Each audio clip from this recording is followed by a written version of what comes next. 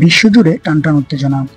ইরানে আমেরিকার সামরিক আক্রমণ, ইসরায়েলের সঙ্গে বাড়তে থাকা দ্বন্দ্ব আর উত্তপ্ত হয়ে ওঠা মধ্যপ্রাচ্যের রাজনীতি। অন্যদিকে চুপ করে নেই উত্তর কোরিয়া, রাশিয়া আর চীনও। তাহলে কি শুরু হতে যাচ্ছে আরেকটি বিশ্বযুদ্ধ? এই পরিস্থিতিতে রাশিয়া, চীন, উত্তর কোরিয়া কি ভূমিকা নিতে পারে এবং এর পরিণতি কি হতে পারে তা আমরা জানবো এই ভিডিওতে। সম্প্রতি এক মার্কিন ড্রোন হামলায় ইরানের এক গুরুত্বপূর্ণ সামরিক ঘাঁটি ক্ষতিগ্রস্ত হয়েছে। যুক্তরাষ্ট্র বলেছে এটি ছিল প্রতিরক্ষামূলক পদক্ষেপ, কিন্তু ইরান একে যুদ্ধের ঘোষণা বলে বিবেচনা করে। ইরানের সর্বোচ্চ নেতা আয়াতুল্লাহ খামেনি জানিয়ে দিয়েছেন, আমরা এর জবাব দেব। ইতিমধ্যে ইরানের ব্যালিস্টিক মিসাইল ইউনিট সর্বোচ্চ অ্যালার্টে। চীন ইরানের সবচেয়ে বাণিজ্যিক মিত্র।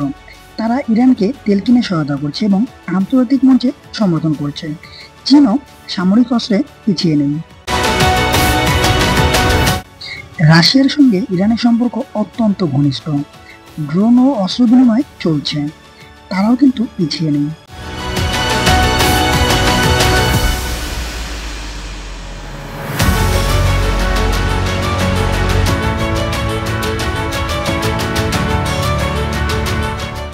উত্তর কোরিয়া আমেরিকার বিরুদ্ধে সবসময় আগ্রাসী।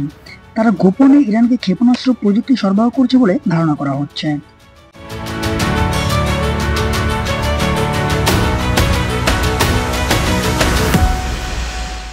বলা যায় সব মিলে একটি বড় পশ্চিমা বিরোধী জোট গড়ে উঠেছে, যেটা সারা বিশ্বের রাজনীতিকে আরো জটিল করে তুলতে পারে। এতে করে সারা বিশ্বব্যাপী তেলের দাম আকাশচুম্বী হয়ে যেতে পারে। আপনার কি মতামত? এই সংঘর্ষ কি যুদ্ধ আরো বড় হয়ে দাঁড়াবে? কমেন্টে আপনার বিশ্লেষণ লিখুন। আর এমন ভিডিও পেতে চাইলে সাবস্ক্রাইব করতে ভুলবেন না। শেয়ার করুন আপনাদের বন্ধুদের সঙ্গে, জানুন তারা কি ভাবছে এই যুদ্ধ নিয়ে। দেখা হবে পরের ভিডিওতে।